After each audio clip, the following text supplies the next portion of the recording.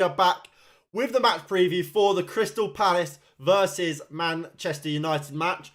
Now, before we get into this game, we probably will have a watch along. I'm not 100% sure about it yet. But if we do, there's the details for it. And like I say, I'm not 100% sure if we definitely will have the watch along. I may be busy. I don't know the exact timings. There's something in and around that this sort of time, so I might be able to do it, I might not. We do have a watch along. There are the details. Before we get into the preview, fingers crossed we don't have a BBC moment. If you haven't seen what's happened on the BBC right now or 10 minutes ago, you're missing out because it's fucking mental. So essentially, for those who don't know, some bloke, and it is a bloke because a woman ain't doing this. Some bloke has gone in to the BBC studio, taped some shitty phone to the back of the set, and has kept playing the porn like meme joke, like jokes sound. Mental. For a good 10 minutes, the BBC was just playing porn noises. That is mental. Somebody's getting sacked. Somebody deserves a raise. Whoever did that deserves a raise. Quality banter. Quality banter. But enough of the BBC. Let's get into this preview. So Manchester United, we play Crystal Palace. Manchester United currently sit fourth. Level on points with Newcastle. 1 point behind Man City in second. We are just behind Man City, behind Newcastle, because they've played an extra game essentially. But after we beat Crystal Palace tomorrow, we'll be above Newcastle with the same amount of games played, and all will be good in the world, because then the table will be somewhat more comparable and fair to compare, because we would all have played the same amount of games. Obviously, Manchester United, we are doing very well. I have to say, I think it is going under the radar how well Manchester United have done this season, to be honest. We obviously lost our 2 opening games of the season against Brighton and Brentford. That's who they are.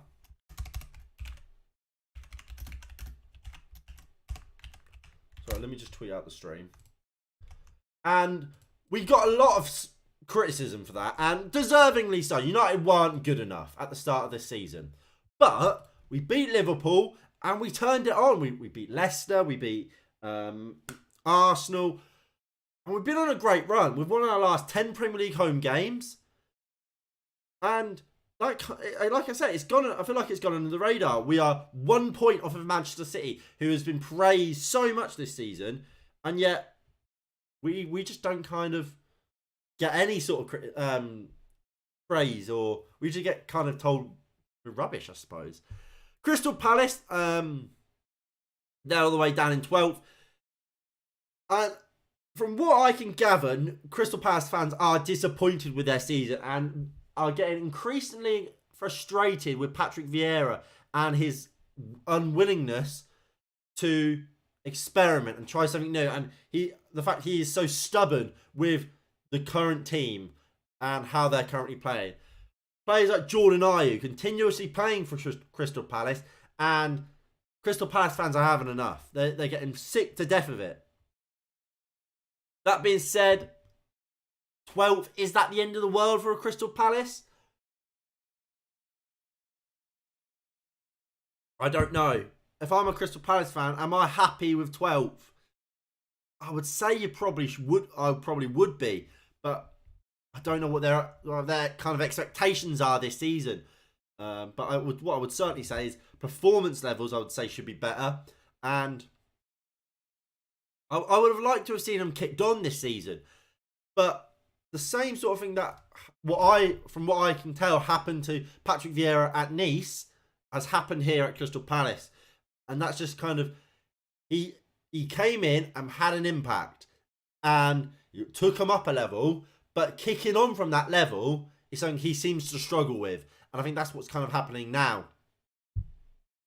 When it comes to Manchester United's last game, it was the Manchester Derby, ladies and gentlemen.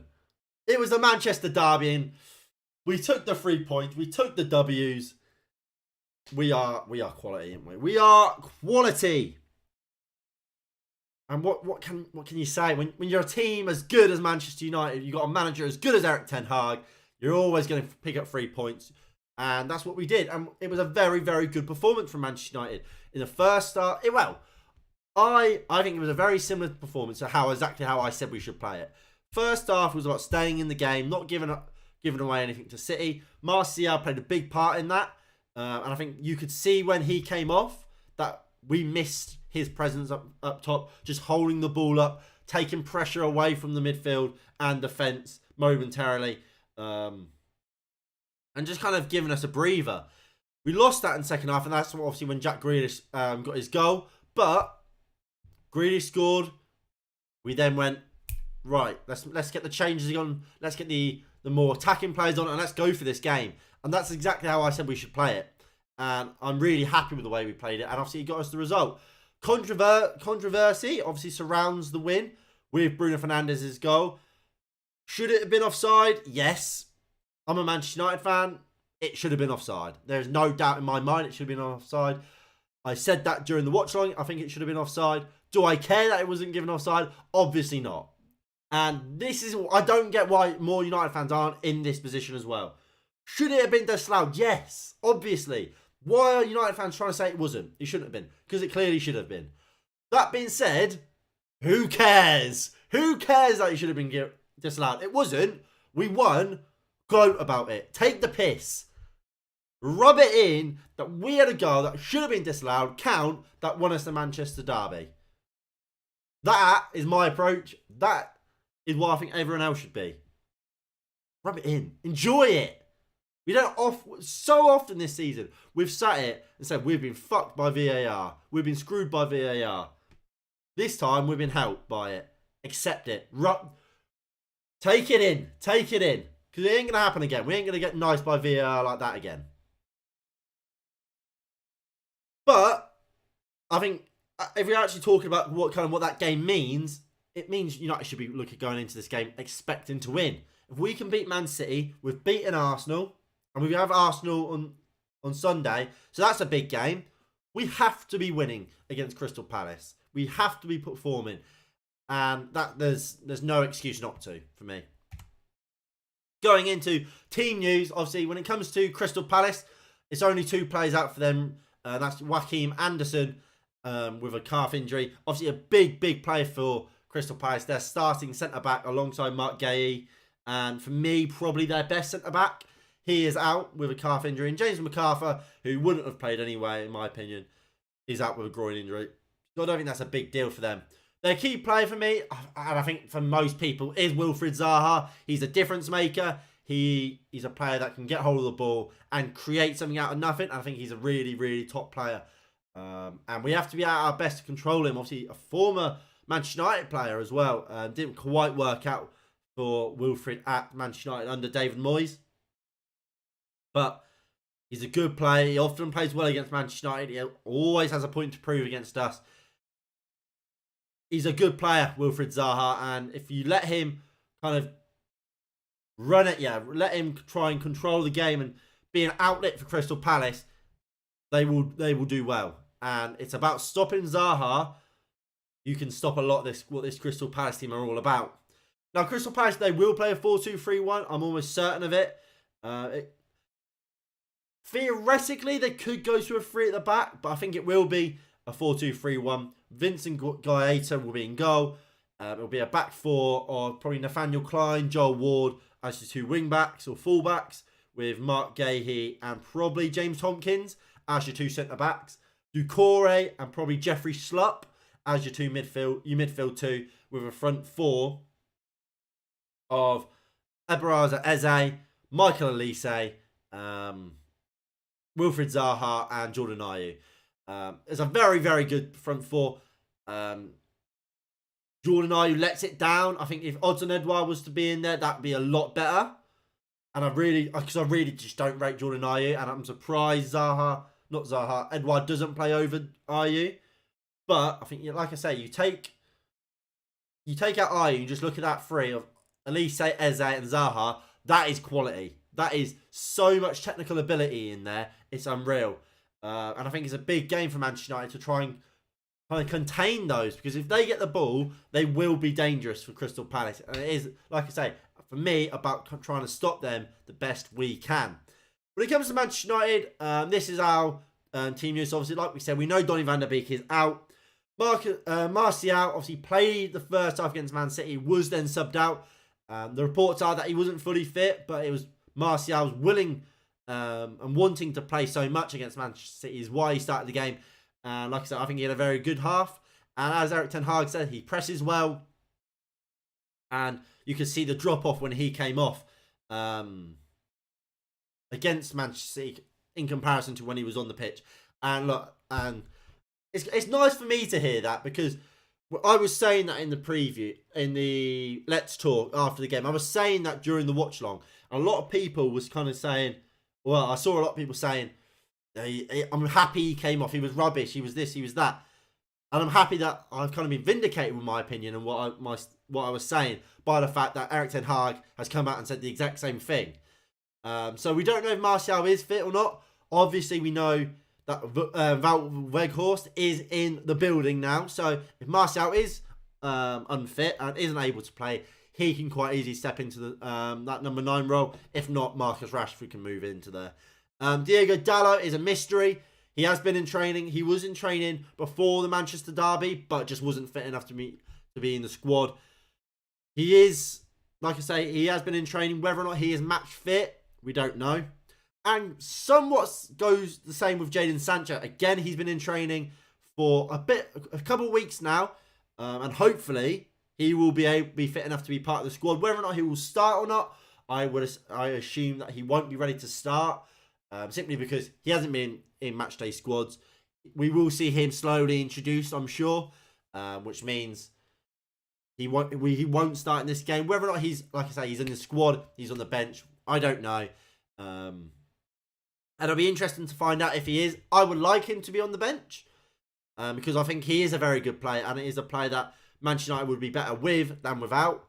And like I say, it's just kind of about waiting to see if he's fully ready, because we don't want to rush him in too early and kind of potentially throw away all the progress he may have made in this month or so, kind of away from the squad.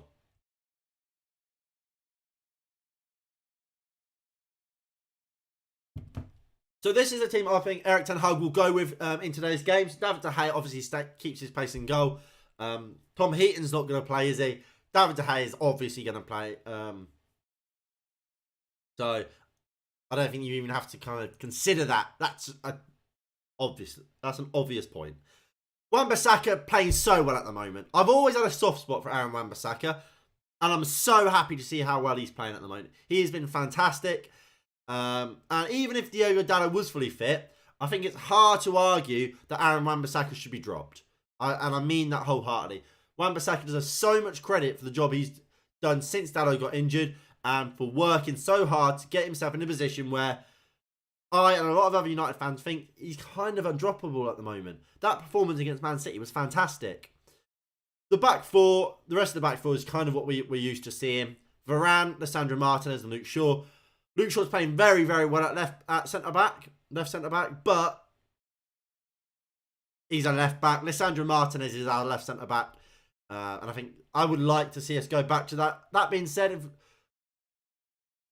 Luke Shaw does play left centre back again, I wouldn't be disappointed. But I do think we will see Lisandro Martinez come back in. We will see Luke Shaw move back up to left back and Malacia drop to the bench. I mean, that is our best team. If when Lisandro Martinez gets fully match fit again, and I think this will be his chance to show that he is that. Casemiro and Eriksen in midfield too. I think Erik ten Hag will start strong. I think it's a risk starting Casemiro because we need him for Arsenal, and I think that will be playing in the back of Erik ten Hag's mind, knowing if Casemiro gets booked, he misses the Arsenal game. That being said, I think you do risk it, especially for the first half. If we can go into half time with a lead, winning the game, then you take him off, maybe for a McTominay, maybe for a Fred. I do think you start with Casemiro. You start with your best team, try and get yourself in a winning position, and then you can bring those sort of players off. And that's exactly the same reason why I'm starting Eriksen alongside him. Start your best team, get the game kind of won, if possible, and rather than go chasing the game at the end.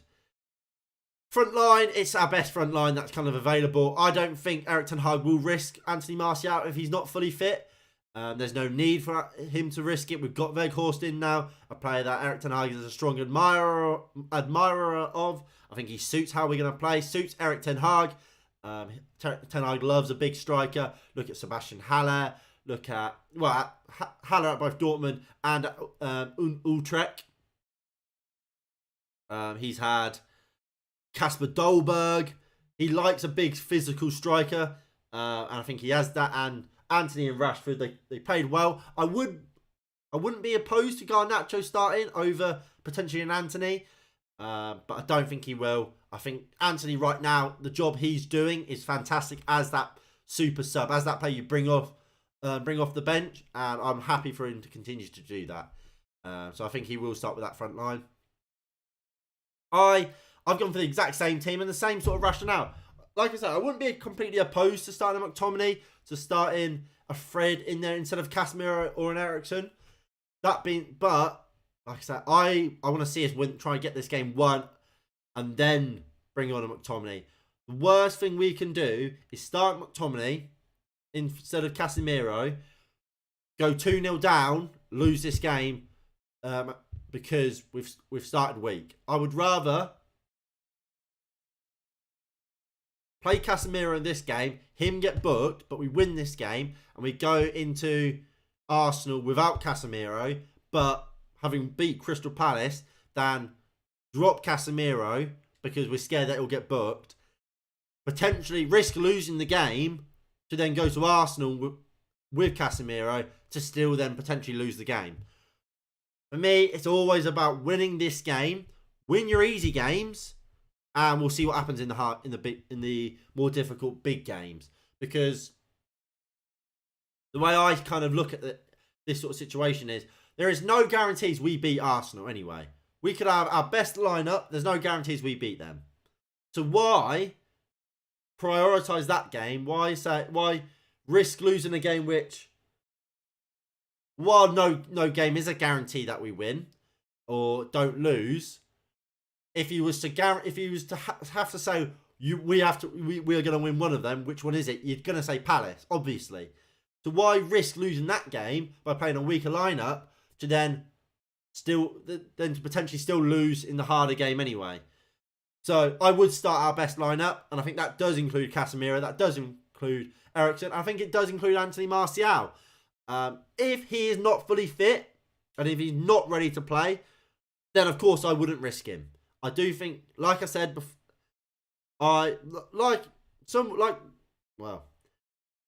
kind of going back on what I just said about Casemiro, there are bigger games than Crystal Palace. And I don't think it's worth risking an injury to Martial that could see him out for 2 or 3 weeks or make an injury worse when we've got players like a Weghorst who I don't think won't be that big of a downgrade, and also very much suits Erik ten Hag and the way he wants to play, whereas with Casemiro, McTominay isn't anywhere near that level and doesn't suit and isn't the player that Casemiro is, if that makes sense. I think missing Casemiro for the Arsenal game is less of a big deal. Potentially losing Casemiro for the Arsenal game is less of a big deal than losing Martial for potentially 3 or 4 weeks, because we've played him injured. And with Martial, if he's injured, then he's not going to. Then, as good as he was against Man City, injured, he's not going to be at his best. So I wouldn't play him if he's not fully fit. If he is fully fit, and he is 99% fit, play him for me. But yeah, just about the game, United should win it. I think I've made that pretty clear. I think United should win it. Look, Crystal Palace are a fairly good side. Let's be fair to them. They are a good side. The Premier League table doesn't lie. They're 12th for a reason. And look, they're not in a relegation scrap. They're not kind of pushing like as high as they might like to be. Like the fact that Aston Villa, after the horrific season they've kind of had up until this point, the fact that they're above them will disappoint Palace fans. But generally, I think they'll be okay with where they are. And I think they're a good side, Crystal Palace. They're not going to be an easy side to beat, as I go to the wrong screen. But I think we can do it. And I think we should be doing that. We're 4th in the league. We want to be competing for the title. Do I think we should be competing for the title this year? No, I don't. But we've put ourselves in a position where we United fans can dream about potentially being in a title race. But to be in said title race, as Liverpool are through here on goal and have made it 2-0, I think it might have been offside. It must have been offside. And it is offside. I don't think United should be in a title race. And like I said, we've played ourselves into a position where we can dream. But realistically, should we be in one? No. And I don't think that should be the dream. It should just be do as well as we can. And I think we want... Well, the minimum for me is top 4. I said at the start of the season I think we would finish 3rd. And I think that 3rd place should be ours. And I don't... Apart from for Newcastle, who... They are playing really well at the moment. I don't see any team any of the traditional top 6 that aren't Arsenal or Liverpool, Arsenal and Man City, that can stop us.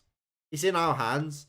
Let's go and do it. And I think even Newcastle, I don't think should really be able to stop us. We should be able to go 3 points clear of them. I think we should have beat them when we played them earlier on in the season. And I think if we play them again, I think we should beat them again. And I am really confident about that. Well, if it comes to a score prediction for this game, I am going to go for a Manchester United win. I'm going to go 2-0 Manchester United. Big balls on me to go for a 2-0 United.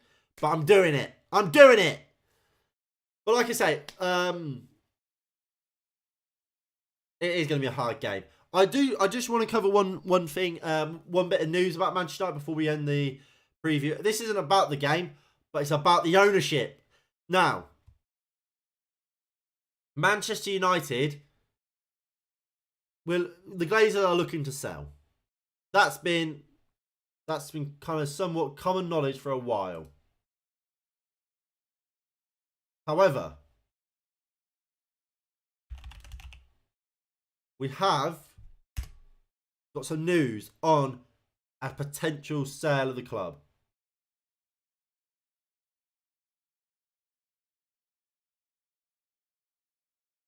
So, breaking news. Sir Jim Ratcliffe is the first to come public with his intentions to buy Manchester United from the Glazer family. Ineos's bid was expected, now confirmed. Statement from Ineos, which is Sir Jim Ratcliffe's company. We have officially put ourselves in the process of bidding for Manchester United. So this doesn't mean a bid has officially gone forward. Essentially, what the kind of the process is of buying the club is you have to kind of officially put out to the public that you are interested in buying the club, and that's kind of starts the process of you potentially buying it. At that point, what happens is you then get access to kind of private and confidential information. So that would be like revenue streams. And kind of the financial side of the company, and all, like I say, all the private stuff that is important with how the club runs. So obviously, contract will be signed to make sure that that information isn't leaked, and so on. So essentially, what it is just now Jim Ratcliffe and Ineos will be able to kind of look at the runnings of the club and see how this club is being run right now. Is it sustainable, and is it something we believe we can kind of take forward? So no bid has been kind of officially put in yet, but Sir Jim Ratcliffe and Ineos have said they are interested and have started the process of a potential bid for Manchester United. Now, there are apparently other potential investors involved, not involved, interested, kind of states like Qatar, Dubai, Saudi Arabia, kind of the same model we see at Newcastle, we see at PSG, we see at Manchester City. That kind of style of ownership. Obviously, in an ideal world, if we could get the ideal owner, someone in the form of a Sir Jim Ratcliffe, for me, would be ideal. Someone that loves the club, someone that has been a Manchester United fan since he's grown up. That doesn't mean necessarily I think Sir Jim Ratcliffe should be the Manchester United owner. It's all about kind of the deal and the kind of ownership he would bring. Like I say, in an ideal world, we'd have a combination of Sir Jim Ratcliffe and what Newcastle have going on, where they have an ownership that they just want to spend money, will back the club, do whatever the club wants, mega rich, without all the dodgy human rights shit that goes on with the Newcastle owners, and someone that is a massive fan of Manchester United and has been since day one, like Sir Jim Ratcliffe. Put those together, perfect. But there's no guarantee Sir Jim Ratcliffe will be that kind of owner. So while someone of that ilk would be perfect, I'm not getting my hopes up about Sir Jim Ratcliffe potentially being a Manchester United owner until we see the other offers in place, till we see kind of what his strategy would be to owning the club and what his plan would be for owning the club. But yeah, so that is going to be it from the preview. So we've gone through the game and just a little bit about the ownership and potential investors in Manchester United. If you have enjoyed, please do hit that like button below and subscribe if you are new and you haven't already. That would be greatly appreciated. Like you can see on the side, we might have a watch along tomorrow for the game. No guarantees, unfortunately. I might be busy. I don't know all the ins and out of what's going on tomorrow in terms of I've got something that might have to take priority. I'm not 100% sure though. So if we do have a watch along, those are the details, but it'll all be made clear at the time. But yeah, thank you all for watching, and I'll see you all in the next one in a bit. Peace.